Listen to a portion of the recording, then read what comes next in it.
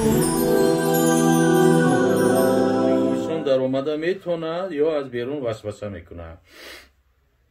جوابش انتظاریم. در مسئله جین البته که هست کتابای وقایت الانسان من شیاطین و جین، یکی از علمای بزرگی مدینه است عبدالسلام بولی، خدا نگهبانش باشه. خب بعد دیگر با کتاب داره اسرار مبتور، همه کتابا در باره جین هستن. گاه هم میشه که انسان مثلا از عقلش بیرون میشه. همین رقیه خانو میخونن که دیگر هست بعضی دختری هست که تماما چیزی رو نمیدونه، نه که روسی گپ میزنه، بعضیش خوندن رقیه خانو میگه توز خیتویی گپ میزنه، همون جین است که به زبانی او گپ میزنه. یا بعضیش با همون رقیه خان با همون مولا بحث مناظره میکنه با آیت حدیث، حالا که اگر هش به سر بزنه هیچ چیزی رو نمیدونه.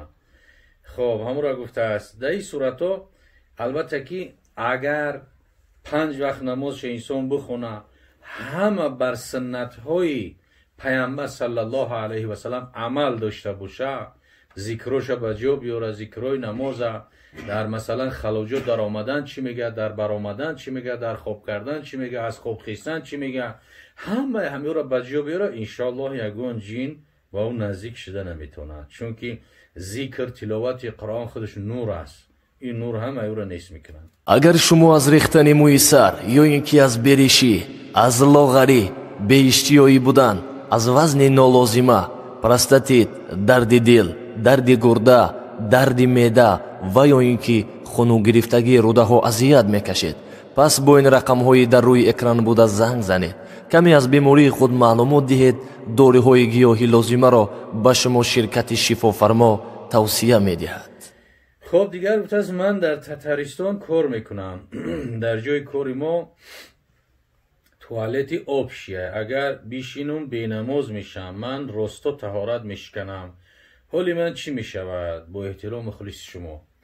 البته که در حالتی که همین خیلی مشکلات هست، در صحیح بخاری ما حدیثی صحیح داریم، راوی حدیث حضرت حذیفه یمانی است که حضرت بیان میکنه که پیامبر صلی الله علیه و سلم در سبوتای قوم آمد، رسول اکرم صلی الله علیه و سلم همین خیلی راستا باول کرد. اگر چند که در مردم خیلی گپ کم ترک خیلی بعضیا قبول. حضرت عایشه مادرمون عایشه صدیقه هم در همین باب پرسیدن، گو هر کسی که بگه پیامبر راستا باول کرد باور نکنه. حضرت عایشه مادرمون میگه در حدیث. لیکن از حضرت عایشه دیده حذیفه به پیامبر نزدیک بود. حذیفه یمانی را میگن صاحب سیری رسول الله صلی الله علیه و سلم. هر سیری که داشت، هر سیکرتی که داشت فقط به حذیفه میگو. حتی به ابوبکر و عمر و عثمان رضی الله تعالی عنهم نمیگفتم سیره. همون چند نفر منافقایی که بدن، پیامبر صلی الله علیه و سلم منافقا را یک تا در حذیفه یمانی گفتگی بود. وقتی که رسول الله صلی الله علیه و سلم از دنیا گذشت، حضرت ابوبکر دعوتش کرد، یا حذیفه تو صاحب سیری رسول الله هستی، بیان که اون نفرها را که کدام میره پیامبر نامبر کرد من امور سرشون بزنم. گو نیگو چیزی را که من سیر در زنده بدن پیامبر من که سیر داشتم او را نمیگم.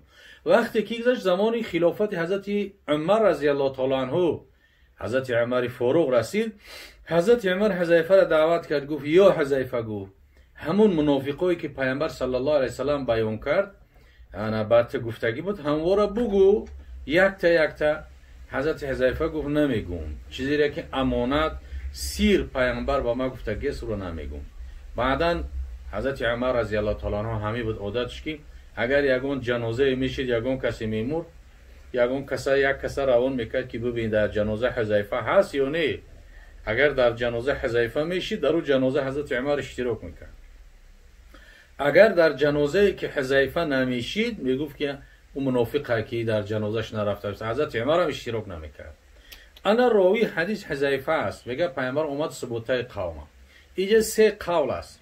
بعضی گفتن که همون جای پرتفتگی هر خیل نجاست، بعضی با زبان امروزه بگه موسر، اگر پیامبر می نشست به نماز میشه لباسش، برای همین راستا ایستاد.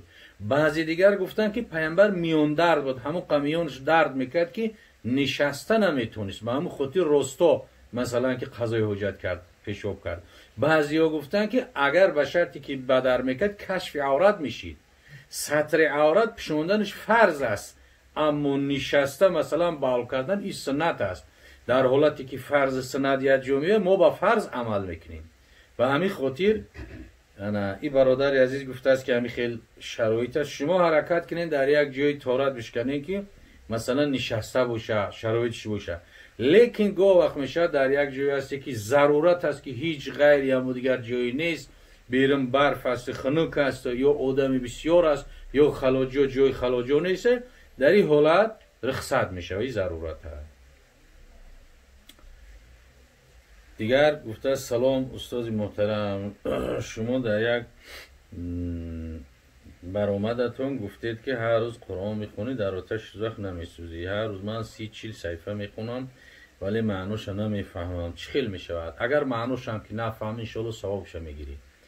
این قرآن همونقدر فضل درجه داره که ولی خوندنش او طرف بیست، همین یک کشودنش که میکشوی نگاهش میکنی همین علاقه خودش عبادت های ثواب هست.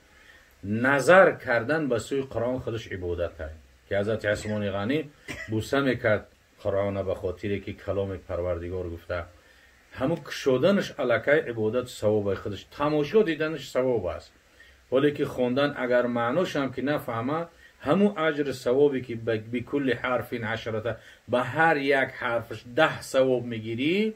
مثلا الف لام میم میگوی، پیغمبر میگه 3 تنه 30 ثواب میگیرید، هر کدومش 10 تایی. همین خیلی اجر پاداشی ثوابی زیاد داره. گوش کردنش هم عبادت است و ثواب است، لیکن معناش نمیفهمی تا حد امکانه باید ما و شما مسلمان ها حرکت داشته باشیم که معناهاش بفهمیم. اما معناش از تفسیرهای خوب، معناش از یک عالم بزرگ بپرسیم. با یک خوندنی که تفسیرهایی که کریلی برآمده است یک ترجمه خالی با او هیچی نمیفهمی، برای در پیش یک عالم متبحر میشینی زانو میزنی و میپرسی، یک تا بیان میکنه. یک حرف بی بسم الله را روح البیان ببین، قریب 10 صفحه یا بی بسم الله را بیان میکنه.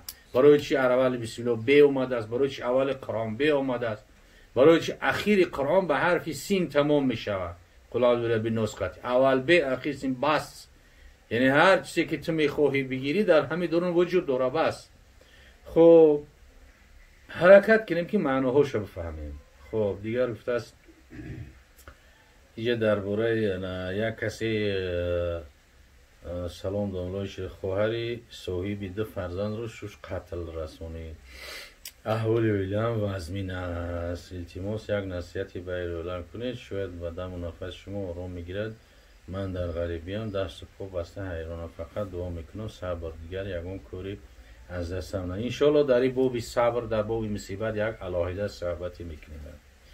خب دیگر سوال گفته از هنگامی که پیشنماز امام سمیع الله لمن حمیده گفتن امام بزیمه جماعت میموند ربنا ولک الحمد گفتن، آیا بزیمه امام است؟ البته که تسمیع از برای امام است و تسمیع للامام و تحمید للمؤتم. تحمید ربنا لک الحمد گفتن ای برای مؤتمه، برای کسی که از عقیب امام اختیار کرده. امام فقط همین میگه سمع الله لمن حمیده. سمع ای به معنای شنیدن نیست، به معنای قبیل الله لمن حمیده، قبول میکند پروردگار کسی را که حمد میگوید حمد یورم. بعد چی است؟ مقتدی میگه ربنا ولک الحمد، مقتدی جواب میده. اینجا مثل امر معروف و نهی منکر است. امام امر معروف میکند و این چی است؟ او جوابش میگرداند. یعنی هر دی سنت است. سمع الله لمن حمیده هم سنت است، ربنا ولک الحمد هم گفتن سنت است. سمع الله برای امام و سمع الله را امام پردازد، مقتدی ربنا لک آغازد. گفتگی 4 کتاب هم خیلی میگوید. دیگر گفته است السلام داملای عزیز، آیا همی خیلی گفتن درست است استغفر الله العلی العظیم یا نه؟ استو نه درست نیست، استغ غین قطعیه. بعضی ها استخفق خی میگن، خی هم درست نیست وی هم درست نیست. استغفر الله العلی العظیم یا که استغفر الله العظیم. پیامبر صلی الله علیه وسلم در حدیثی روایت ترمذی هم بیان میکند که من لازم الاستغفار، هر کسی که استغفار بر خود لازم بگیرد، استغفار دائم بگه، اگر خداوند از هر مشکلی نجاتش میده، غم اندوهش نیست میکنه، رزقش از جای میرسونه که دیگه اوجا حساب نداره. خداوند همین سه فضیلت کرامات نصیبش میکنه. از هر یک ضیق و تنگی خارجش میکنه، غم و دردش نیست نابود میکنه، رزق روزیش فراخ میکنه. استغفر الله گفتن همین قصوابه. پیامبر خدا صلی الله علیه و سلم پیش از نماز شام یعنی بعد از نماز عصر گاه 100 مراتب استغفر الله میگفتن، گاه 70 مراتب. صحابه بیان میکنند که پیش از نماز شام روبروی پیامبر صلی الله علیه و سلم می نشستیم، فقط دو چشم ما بر روی پیامبر بود.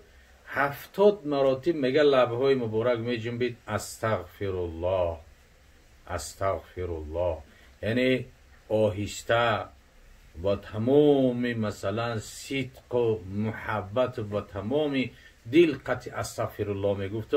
در دیگر حدیث رسول اکرم صلی الله علیه و سلم بیان میکند که کسی که 70 مراتب استغفار بگه قبل از نماز شام بعد عصر، خارج می شود از گناهاش مثل طفلی که نو از مادر زاده است. خرج من ذنوبه، از گناهاش خارج می شود مثل طفلی که نو از مادر تولد است، هم تا بیگناه میشه. یعنی گناههای صغیرش همش میریزه. 70 مراتب بگه. پیامبر گاه 70 مراتب میگو، گاه 100 مراتب میگو. اگه پیغمبر که گناه نداشت، پیغمبرها معصومن از گناه صغیره و کبیره، 100 بار که بگه 70 بگه، ما باید که از این زیادتر بگیم که ما محتوجتر هستیم، ما گناهگارتر هستیم. حضرت ابو هریره رضی الله تعالی عنه دانه های همون خرما را جمع میکرد، مثل همین تسبیح ها وری یک خلطه ده 1000 دانه بود. 1000 دانه بود. هر روز همون را 12 مراتب خالی میکرد، از سر اینا پر میکرد. 12 مراتب یعنی 12,000 بار استغفر الله میگفت. یعنی بین در یک زمانی که در زمان ابو هریره نه کینو بود، نه کنسرت بود، نه کازینو بود، نه فسق فجور بود، 12,000 بار استغفر الله میگفت. با وجودی که در زمان او خیلی خیلی معصیت و گناه کمتر بود. پس همیره ای برادر پیش از استغفر الله 3 مراتب بعد از نمازهای فرض پیامبر صلی الله علیه و سلم که سلام میداد بعد از نمازهای فرض 3 مراتب میگفت استغفر الله استغفر الله استغفر الله، بعد اللهم انت سلام و منک سلام، بعد یورا گفتن غین قطعی غین قطعی استغفر الله. مثلا اینجا استغفر الله نوشته و استغفر الله یا غلطه.